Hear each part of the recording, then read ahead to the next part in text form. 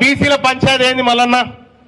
ఇప్పుడు 42% రిజర్వేషన్ కోసం ఆర్డినెన్స్ ఇచ్చినామని చెప్పి ముఖ్యమంత్రి గారు ఆర్డినెన్స్ ఇస్తున్నామని ఆయన నిర్ణయం తీసుకోగానే కల్వకుంట్ల కవిత గారు ఆమె రంగులు గులాలు పూసుకుంటా ఉంది. దునబోతింతే దుడ్డెను కట్టేసినట్టు ఉంది కథ. బీసీలకు 42% ఆర్డినెన్స్ వస్తే నీకేం సంబంధము? నువ్వు బీసీయా? నీకు నాకేమైనా సంబంధమా? కంచం పొత్తుందా? మంచం పొత్తులున్నాయా మనకేమన్నా? నువ్వు పండుగ చేసుకునేది మాకు అర్థం కాలే. బీసీల పంచాయతీ ఏంది మల్లన్న?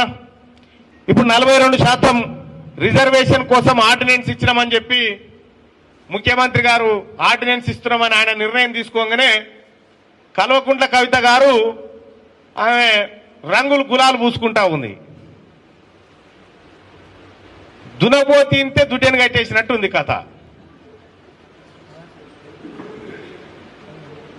బీసీలకు 42% ఆర్డినెన్స్ వస్తే నీకేం సంబంధము? నువ్వు బీసీయా? నీకు నాకేమైనా సంబంధమా? కంచం పొత్తుందా? మంచం పొత్తులున్నాయా మనకేమన్నా? నువ్వు పండుగ చేసుకునేది మాకు అర్థం కాలే.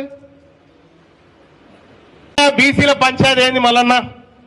ఇప్పుడు 42% రిజర్వేషన్ కోసం ఆర్డినెన్స్ ఇచ్చినామని చెప్పి ముఖ్యమంత్రి గారు ఆర్డినెన్స్ ఇస్తున్నామని ఆయన నిర్ణయం తీసుకోగానే కల్వకుంట్ల కవిత గారు ఆమె రంగులు గులాలు పూసుకుంటా ఉంది.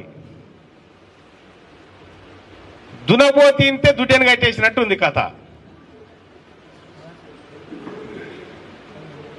బీసీలకు 42% ఆర్డినెన్స్ వస్తే నీకేం సంబంధము? నువ్వు బీసీయా? నీకు నాకేమైనా సంబంధమా? కంచం పొత్తుందా? మంచం పొత్తులున్నాయా మనకేమన్నా?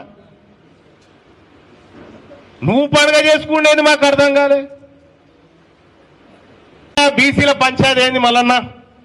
ఇప్పుడు 42% రిజర్వేషన్ కోసం ఆర్డినెన్స్ ఇచ్చినామని చెప్పి ముఖ్యమంత్రి గారు ఆర్డినెన్స్ ఇస్తున్నామని ఆయన నిర్ణయం తీసుకోగానే కల్వకుంట్ల కవిత గారు ఆమె రంగులు గులాలు పూసుకుంటా ఉంది.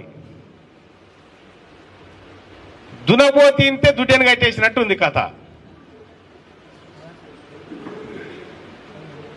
బీసీలకు 42% ఆర్డినెన్స్ వస్తే నీకేం సంబంధము?